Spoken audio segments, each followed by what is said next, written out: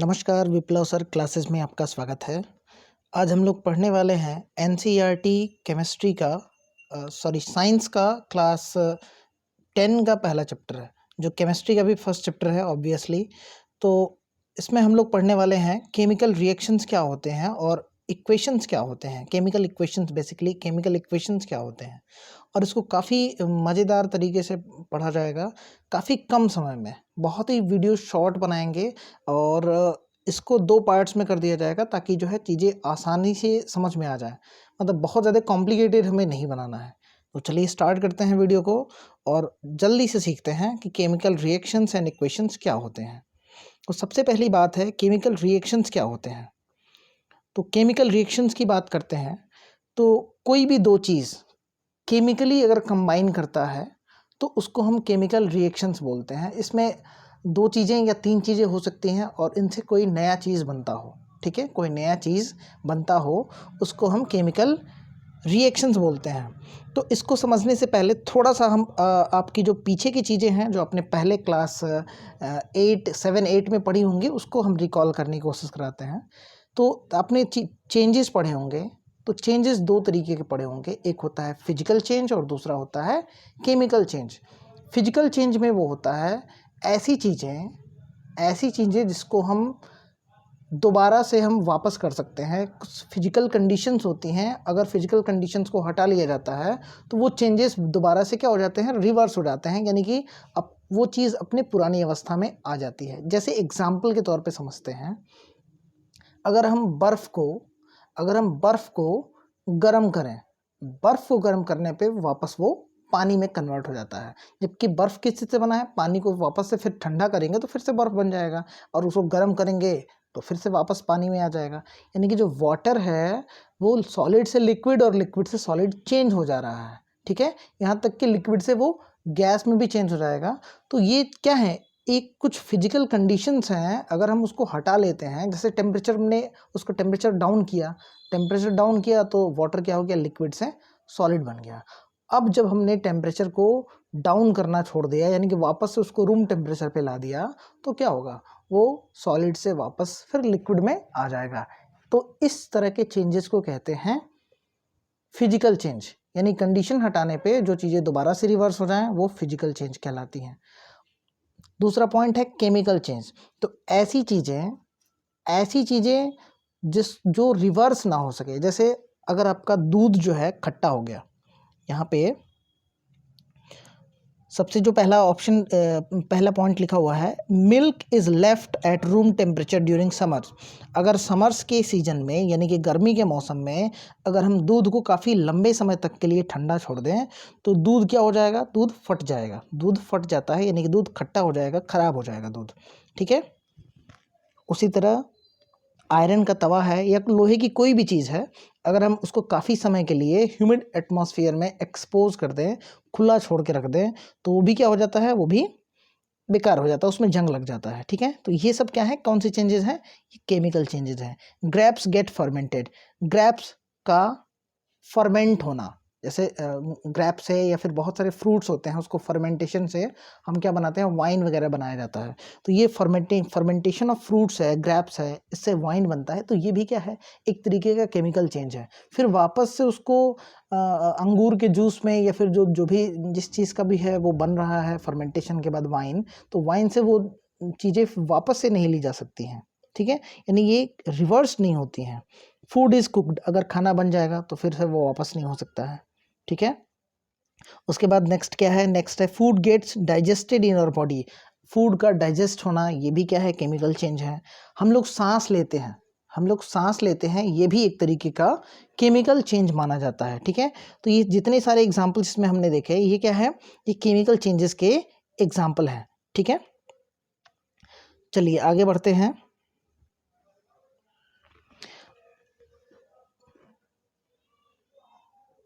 तो अगला हमारा पॉइंट है, जैसे यहाँ पे एक एक्टिविटी करके दिखाया गया है, ठीक है। तो अभी आप लोगों को समझ में आ गया होगा केमिकल चेंजेस यानी कि केमिकल रिएक्शंस होते क्या हैं, ठीक है। तो यहाँ पे एक किया गया है, एक रिबन ले लिया गया है। किस चीज़ का रिबन है? मैग्नीशियम का रिबन है। उसको थोड़ा सा पहले साफ कर लेते हैं सैंड पेपर वगैरह से, ठीक है। 2 सेंटीमीटर का रिबन लेंगे, उस रिबन को सैंड पेपर से साफ करने के बाद उसको हम जलाते हैं। तो उसको जलाने का मतलब है कि ऑक्सीजन के साथ उसका रिएक्शन कराते हैं। तो अगर मैग्नीशियम का रिबन ऑक्सीजन के साथ रिएक्शन करता है तो बनता है, उसकी राख बनती है, जो कि क्या है? मैग्नीशियम ऑक्साइड है। इसमें कौन सा रिएक्शन कौन सा होता है? तो मैं आपको रिएक्शन यहाँ पे नोट करके दिखा रहा हूँ। Mg+O2 इज इक्वल टू बनता है MgO, ठीक है। तो ये रिएक्शन इसके अंदर होता है, ठीक है। यहाँ पे दिखाया भी गया है कैसे इसको जलाया जा रहा है। ये जो बर्तन है यहाँ पे, उसमें जो है राख इसकी इकट्ठी हो जाती है, ठीक है। तो Mg+O2 is equal to MgO बनता है, ठीक है। तो ये रिएक्शन यहाँ पे हो रहा है। अगला इसके अलावा भी आपको एक्टिविटी है, जैसे यहाँ पे एक्टिविटी 1.2 है। इसमें क्या किया जाता है? लेड नाइट्रेट का सॉल्यूशन लेते हैं और उसमें मिलाते हैं हम पोटेशियम आयोडाइड। तो लेड नाइट्रेट के सॉल्यूशन में जब पोटेशियम आयोडाइड मिलाते हैं तो हमें एक येलो कलर का प्रेसिपिटेट मिलता है। येलो कलर का प्रेसिपिटेट किसका होता है? तो ये होता है लेड आयोडाइड का सॉलिड मिल जाता है, ठीक है। जो आपका लेड नाइट्रेट होता है कलरलेस होता है, पोटेशियम आयोडाइड है ये भी कलरलेस है, लेकिन जब इसको दोनों को मिक्स करते हैं तो ये हमें मिलता है, इसका कलर जो है येलो मिल जाता है, ठीक है। तो यहाँ पे प्रेसिपिटेट का फॉर्मेशन हो रहा है। तो ये भी क्या है? एक तरीके का केमिकल चेंज है। ये भी एक तरीके का केमिकल चेंज है, केमिकल रिएक्शन हो रहा है यहाँ पे दोनों चीज़ों में, यानी कि लेड नाइट्रेट और पोटेशियम आयोडाइड के बीच में केमिकल रिएक्शन हो रहा है, ठीक है। उसके अलावा एक्टिविटी 1.3, यहाँ जो एक्टिविटी 1.3 है, एक्टिविटी 1.3 में इसमें देखते हैं इसमें क्या लिया गया है। जिंक ग्रैनुअल्स, एक क्लोनिकल फ्लास्क ले लिए गए या कोई टेस्ट ट्यूब ले लेते हैं, उसमें जिंक के कुछ टुकड़े डाल देंगे, जिंक के कुछ ग्रैनुअल्स डाल देंगे। उसमें HCl डाल सकते हैं या फिर जो है H2SO4 डाल सकते हैं। HCl यानी कि सल्फ्यूरिक एसिड, और सल्फ्यूरिक एसिड HCl यानी कि हाइड्रोक्लोरिक एसिड, और सल्फ्यूरिक एसिड यानी कि H2SO4। तो इन दोनों में से कुछ भी डाल सकते हैं। और इनके डालने के बाद क्या होगा? देखिए यहाँ पे एक कॉशन लिखा हुआ है कि एसिड को थोड़ा सा सावधानी से हम क्या मतलब, तो ये तो सबको पता है एसिड जो है हजार्डियस होता है। अगर वो स्किन वगैरह पे गिर जाता है तो काफ़ी नुकसान पहुंचा सकता है। तो HCl और सल्फ्यूरिक एसिड दोनों ही एसिड हैं, और दोनों ही जो है मिनरल एसिड हैं, काफ़ी ज़्यादा ये नुकसान पहुंचा सकते हैं अगर हमारे स्किन पे गिरते हैं तो इनको थोड़ा सा सावधानी से हैंडल करेंगे। जिंक ग्रेनुल के साथ जब इसको मिलाएंगे तो इसमें हमें मिलेगा हाइड्रोजन गैस रिलीज़ होती है, और इसमें हाइड्रोजन गैस आपका रिलीज़ होगा, ठीक है। और क्या मिलेगा? देखिए यहाँ पे मिलाया जा रहा है H2 गैस जो है रिलीज़ होती है, ठीक है। जिंक का HCl के साथ रिएक्शन कराते हैं तो जिंक क्लोराइड मिलेगा और हाइड्रोजन गैस रिलीज होगी, दो चीज़ें होती हैं, ठीक है। तो ये क्या है? केमिकल रिएक्शन है। तो केमिकल रिएक्शन की पहचान क्या होती है? कैसे हमें पता चलेगा कि कुछ केमिकल रिएक्शन हो रहा है? तो देखिए जो सबसे पहला जो एग्जाम्पल हमने लिया था, सबसे पहला एग्जाम्पल मैग्नीशियम रिबन को जलाया था ऑक्सीजन के साथ। Mg 2Mg है, ठीक है। मैग्नीशियम रिबन का जो फॉर्मूला होगा वो 2Mg। तो Mg को हम जलाएंगे किसके साथ? O2 के साथ। O2 क्या है? इसमें गैस है, और Mg क्या है? सॉलिड है। सॉलिड का गैस के साथ रिएक्शन कराते हैं तो क्या मिलता है हमें? MgO मिलता है, जो कि एक सॉलिड है, ठीक है। चेंज इन स्टेट, यहाँ पे इसकी पहचान क्या क्या है? तो सबसे पहला पहचान है चेंज इन स्टेट, जो कि हमको पहले एग्जाम्पल में देखने को मिला था। उसके बाद हमने देखा था कि जब हमने पोटेशियम आयोडाइड को किसमें मिलाया था? पोटेशियम आयोडाइड को मिलाया था लेड नाइट्रेट के सॉल्यूशन में। तो लेड नाइट्रेट में जब पोटेशियम आयोडाइड मिलाते हैं तो हमें क्या मिलता है? लेड आयोडाइड का, यानी कि लेड आयोडाइड का येलो कलर का प्रेसिपिटेट मिल रहा था। तो उसमें कौन सा एग्जाम्पल हमारा, एग्जाम्पल नंबर 2 क्या बता रहा है? कि चेंज इन कलर। अगर कलर में चेंज आता है तो यानी कि क्या हो रहा है? केमिकल रिएक्शन हो रहा है। तीसरा हमें यहाँ पे आपको दिख भी रहा है, ये जो एरो से मैंने दिखाया है, H2 गैस जो है यहाँ पे रिलीज हो रही है। H2 गैस रिलीज हो रही है,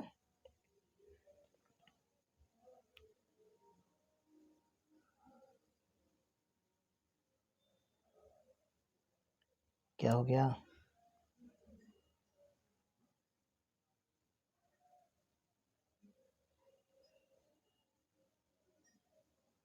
H2 गैस यहाँ पे रिलीज हो रही है, देखिए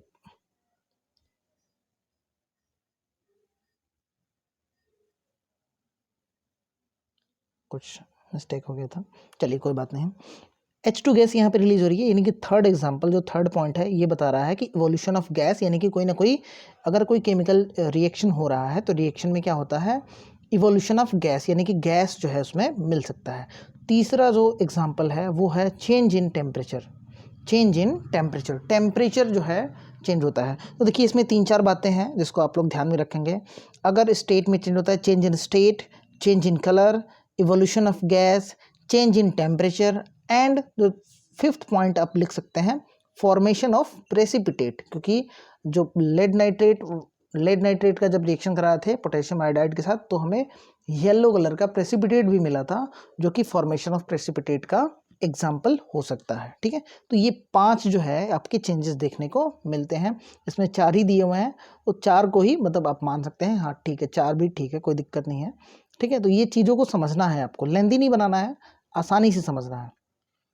फिर उसके आगे कह रहा है as we observe the changes around us we can see that there is a large variety of chemical reactions. बहुत सारे केमिकल रिएक्शंस होते रहते हैं। ठीक है, तो उन्हीं केमिकल रिएक्शंस को अगर हम सिंबॉलिक रिप्रेजेंटेशन जो होता है, अगर सिंबल से उसको दिखा दें कि कैसे कैसे जो है रिएक्शन हो रहा है, जैसे मैंने ऊपर आपको लिख के दिखाया भी था, तो वो होता है इक्वेशन, केमिकल इक्वेशन। ठीक है, यहाँ पे देखिए जो केमिकल इक्वेशन होता है उसी रिएक्शन का सिंबॉलिक रिप्रेजेंटेशन केमिकल इक्वेशन कहलाता है। ठीक है, केमिकल इक्वेशन क्या होता है, जैसे यहाँ पे magnesium plus oxygen is equal to क्या बना है, मैग्नीशियम ऑक्साइड। तो उसी को हम क्या लिख सकते हैं, मैग्नीशियम को लिख सकते हैं Mg। ठीक है, Mg plus O2 is equal to MgO। ठीक है, तो ये हमारा क्या है, इसको हम इतनी बड़ी सी चीज़ को हमने बस इस छोटे से इक्वेशन के रूप में इसको समराइज कर दिया है। यानी मैग्नीशियम और ऑक्सीजन को जब मिलाते हैं तो बनेगा हमारा MgO, मैग्नीशियम ऑक्साइड बनेगा। ठीक है, तो यही इसी चीज़ को कहते हैं इक्वेशन। ठीक है, तो केमिकल इक्वेशन क्या होता है ये आपको पता चल चुका होगा। बहुत सारे केमिकल इक्वेशंस आपको देखने को मिलेंगे। यहाँ पे देखिए राइटिंग अ केमिकल इक्वेशन कैसे लिखते हैं, तो Mg plus O2 is equal to MgO, Mg plus O2 is equal to MgO, ये आपका बना है। ठीक है, यही इक्वेशन मैंने आपको पीछे लिख के दिखाया था। देखिए यहाँ पे एक चीज़ आपको देखने को मिलेगा, यहाँ पे आप अगर काउंट करेंगे, देखिए जो लेफ्ट साइड में लिखा हुआ है Mg प्लस O2 ये लिखा हुआ है, इसको बोलते हैं रिएक्टेंट्स, और जो MgO है यानी कि राइट साइड में जो है उसको बोलते हैं प्रोडक्ट। तो लेफ्ट साइड वाले को रिएक्टेंट्स और राइट साइड वाले को प्रोडक्ट बोलते हैं। तो देखिए यहाँ पे एक चीज़ काउंट कीजिएगा, Mg कितना है, यहाँ पे 1 है, और इधर कितना है, इधर भी 1 है।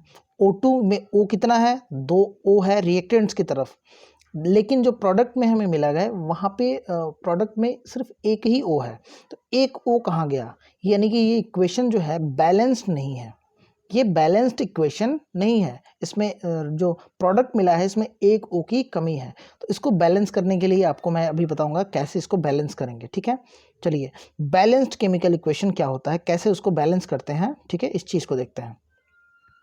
देखिए यहाँ पे जो रिएक्शन लिखा हुआ है zinc plus H2SO4 sulphuric acid है, तो Zn plus H2SO4, zinc plus H2SO4 is equal to zinc sulphate, यानी कि ZnSO4 प्लस H2 गैस यहाँ पे रिलीज होती है। उसी को यहाँ पे लिखा गया है इक्वेशन के रूप में, Zn plus H2SO4 is equal to ZnSO4 plus H2। देखिए यहाँ पे सब कुछ बैलेंस है, सब कुछ क्या है, बैलेंस है, इसमें कुछ भी आपको करने की ज़रूरत नहीं है, कहीं भी इधर उधर कुछ भी नहीं करने की ज़रूरत है। सारे के सारे जो जैसे जिंक का एटम है, इधर एक एटम है, इधर भी एक एटम है, यानी कि राइट साइड में भी एक एटम है, लेफ्ट साइड में H2 है, राइट साइड में भी H2 है, यहाँ पे SO4 है, यहाँ मतलब लेफ्ट राइट दोनों तरफ अगर हम एटम्स काउंट करें हर एलिमेंट का तो वो क्या है, इक्वल है। तो यहाँ पे हमें कुछ करने की ज़रूरत नहीं है। इस तरीके के केमिकल इक्वेशन को हम क्या कहते हैं, बैलेंस्ड केमिकल इक्वेशन कहते हैं। अगर इक्वेशन बैलेंस्ड नहीं है तो उसको बैलेंस करने का बेसिक सा रूल होता है। बेसिक सा रूल आप जो है हिट एंड ट्रायल से आप सीख सकते हैं। बस ऐसा कोई इसका बहुत ज़्यादा कोई सिस्टमेटिक कोई रूल नहीं होता है, ठीक है, आप आसानी से सीख जाएंगे। ठीक है, देखिए जैसे मैं आपको यहाँ पे दिखाना चाहूँगा, यहाँ पे आपका है zinc plus H2SO4 is equal to zinc sulphate plus H2, ये तो बैलेंस है। उसके अलावा जो दूसरा है यहाँ पे Fe प्लस H2O 3Fe लिखा हुआ है, लेकिन अगर हम सीधा जो है इसको अगर Fe प्लस H2O लिखते हैं तो Fe plus H2O is equal to Fe3O4 plus H2। ये 3 4 और इधर जो राइट साइड में जो 4 लिखा है ये अगर नहीं भी रहेगा, ये अगर नहीं भी रहता है तब भी आपका इक्वेशन बिल्कुल सही है। हाँ, बैलेंस्ड नहीं है बट इक्वेशन सही है। ये 3 4 कैसे आएगा, कैसे आप लिख सकते हैं, तो इसको थोड़ा सा आप दिमाग लगाएंगे। अगर देखिए इधर मान लीजिए अगर 3 नहीं लिखा हुआ है, लेफ्ट साइड में अगर 3 नहीं लिखा हुआ है, और यहाँ पे आप देख रहे हैं राइट साइड में, देखिए लेफ्ट साइड में अगर 3 नहीं लिखा है लेकिन राइट साइड में आपको दिख रहा है Fe3, इस साइड में आपको Fe3 दिख रहा है, तो आपको पता चलेगा कि 3 Fe इधर है तो इधर भी 3 होना चाहिए, नहीं इधर 3 से आप मल्टीप्लाई कर देंगे, इस साइड में आप 3 से मल्टीप्लाई कर देंगे। ठीक है, फिर आपको दिख रहा है कि H2 है, यहाँ भी H2 है, ठीक है, यहाँ H2O लिखा है, यहाँ पे H2 है, लेकिन आप यहाँ पे देख रहे हैं राइट साइड में, यानी कि यहाँ पे O4 है, तो यहाँ पे आपको 4H2O करना पड़ेगा, 4H2O इधर करना पड़ेगा, क्योंकि O4 है तो यहाँ जब 4 से मल्टीप्लाई करेंगे, यानी कि इस साइड में यहाँ पे जहाँ पे मैंने अभी एरो खींचा है वहाँ पे अगर आप मल्टीप्लाई करेंगे तभी जो है ऑक्सीजन बैलेंस हो पाएगा। अगर यहाँ 4 से करते हैं तो फिर इधर कितने ऑक्सीजन हो जाएंगे, हाइड्रोजन कितने हो जाएंगे, यहाँ पे 8, 4H2 का मतलब 8 हाइड्रोजन हो जाएंगे, तो इधर भी 4 से मल्टीप्लाई कर देंगे, यानी कि राइट साइड में यहाँ इस गोले के अंदर जो H2 लिखा है इसमें 4 से मल्टीप्लाई कर देंगे। तो ये आपके कुछ केमिकल इक्वेशंस बैलेंस करने के एग्जाम्पल आप देख लेंगे तो आपको क्लियर हो जाएगा। ठीक है, यहाँ पे कुछ नीचे दिया हुआ है, जैसे आप उसके साथ केमिकल इक्वेशन के साथ एडिशनल इन्फॉर्मेशन भी ऐड कर सकते हैं, जैसे इसकी स्टेट्स को आप बता सकते हैं। गैस है, जैसे यहाँ पे CO क्या है, गैस है, ठीक है, H2 क्या है, ये भी गैस है, और 340 ATM, 340 ATM का मतलब होता है 340 एटमॉस्फेरिक प्रेशर पे रिएक्शन जो है कराया जा रहा है, तो क्या बन रहा है CH3OH, ये लिक्विड स्टेट में है, यानी कि उसके स्टेट्स लिख सकते हैं, या फिर जो है अगर टेम्परेचर वगैरह लिख सकते हैं, कितने टेम्परेचर पे ये रिएक्शन हो रहा है, या फिर प्रेशर लिख सकते हैं, या फिर कोई कैटलिस्ट यूज़ हुआ है उस कैटलिस्ट का नाम लिख सकते हैं।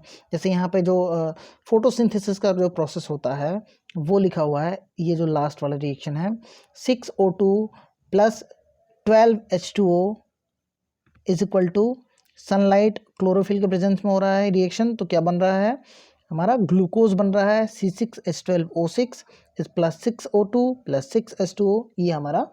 तो इक्वेशन को और ज़्यादा इंफॉर्मेटिव बनाने के लिए उसमें कुछ एडिशनल चीज़ें ऐड कर देना क्या है, इक्वेशन की खूबी है, इक्वेशन में हम ऐड कर सकते हैं चीज़ों को। ठीक है, तो ये हमारा इस तरह से कंप्लीट जो है केमिकल इक्वेशन लिखा जा सकता है। ठीक है, देखिए इसके बाद जो है टाइप्स ऑफ केमिकल रिएक्शंस पढ़ने हैं। टाइप्स ऑफ केमिकल रिएक्शन कितने टाइप के होते हैं, तो बेसिकली आपको 5 टाइप्स के केमिकल इक्वेशन पढ़ने हैं।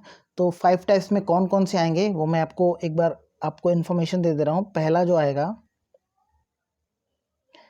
जो आएगा वो है कॉम्बिनेशन रिएक्शन।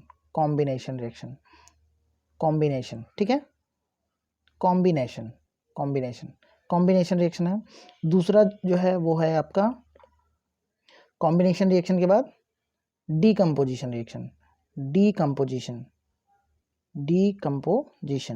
ठीक है, डीकम्पोजिशन पूरी तरीके से नहीं लिख पा रहा हूँ यहाँ पे। तीसरा जो है वो कौन सा रिएक्शन होता है, कॉम्बिनेशन हो गया, डीकम्पोजिशन हो गया। तीसरा है आपका डिस्प्लेसमेंट रिएक्शन। ठीक है, सबको डिटेल से पढ़ना है, डिस्प्लेसमेंट रिएक्शन। ठीक है, उसके बाद चौथा यहाँ पे फिर से लिखेंगे, 4th नंबर का जो है डबल डिस्प्लेसमेंट है। डबल डिस्प्लेसमेंट रिएक्शन होता है। ठीक है, और 5वां जो है वो है आपका रिडॉक्स रिएक्शन यानी कि ऑक्सीडेशन रिडक्शन, ठीक है, इसको शॉर्ट में लिखते हैं रिडॉक्स, रिडॉक्स रिएक्शन पढ़ना है, ठीक है। तो ये 5 जो है 5 टाइप के केमिकल रिएक्शंस आपको पढ़ने हैं इस चैप्टर में, जो कि मैं आपको अभी नहीं पढ़ाऊंगा, वो आपको अगले वीडियो में पढ़ा दूंगा, ठीक है, क्योंकि एक ही वीडियो में बहुत ज़्यादा जो है वीडियो लंबी हो जाएगी, इस वजह से मैं नहीं पढ़ा रहा हूँ। Types of chemical reactions, combination reactions है, कॉम्बिनेशन रिएक्शन, डिकम्पोजिशन रिएक्शन, उसके अलावा जो है आपका डिस्प्लेसमेंट रिएक्शन है, डबल डिस्प्लेसमेंट रिएक्शन है, ऑक्सीडेशन रिएक्शन है, ठीक है। तो ये चीज़ें आपको अगले वीडियो में मिल जाएंगी, ठीक है। तो आज के लिए इतना ही रखते हैं, ठीक है। आगे जो है आप अगली वीडियो के लिए तैयार रहिएगा, जिसमें आपको ये चैप्टर जो है कंप्लीट हो जाएगा, ये पार्ट 1 हो जाएगा और पार्ट 2 में चैप्टर फिनिश हो जाएगा। इतना अगर आप कर लेते हैं तो आपको कोई टेंशन नहीं रहेगा इस चैप्टर को लेकर के, ठीक है। तो चलिए वीडियो को ख़त्म करते हैं। जय हिंद, जय भारत।